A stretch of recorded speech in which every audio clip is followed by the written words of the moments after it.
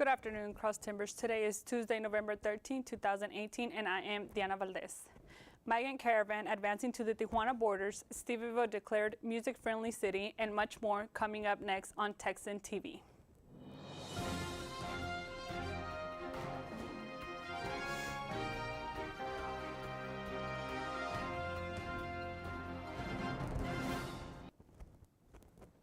In campus news, Tarleton State University's Rodeo Hall of Fame inducted 3 new members in its 9th annual steak dinner and auction.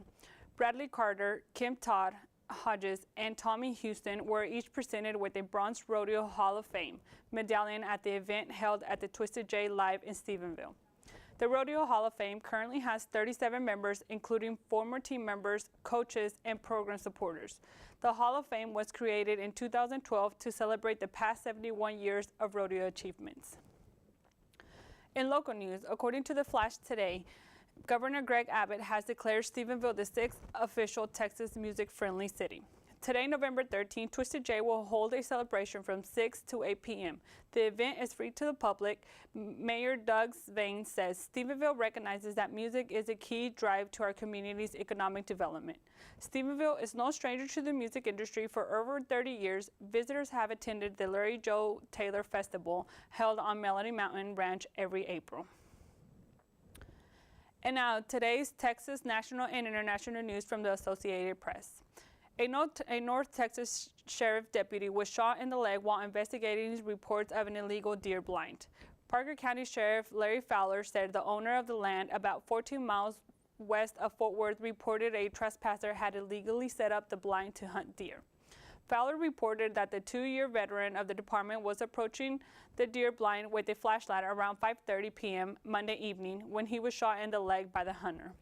In a report from the Parker County Sheriff's Office, the deputy, whose name has not yet been released, was transported to the hospital and treated for a broken foot. The shooter fled the scene and is still being searched for. In national news, we go to the Associated Press for an update on the fires still raging in California. I've been doing this job for 31 years, and probably in the last 5, maybe 7 years, every year seems to get worse. A lot of that has to do with the recent drought and the drought that we're still going through. And with that, that drought killed a lot of vegetation. And so that dead vegetation is prone to burning, obviously. You know, you add low humidities and strong winds, and a fire that would normally burn somewhat mundane now is burning in extremely. You have to attack these fires aggressively, but safety is our #1 concern. You know, our firefighters, no matter what agency you work for, are very well trained. We can recognize the conditions and know when to directly engage a fire and when to back off.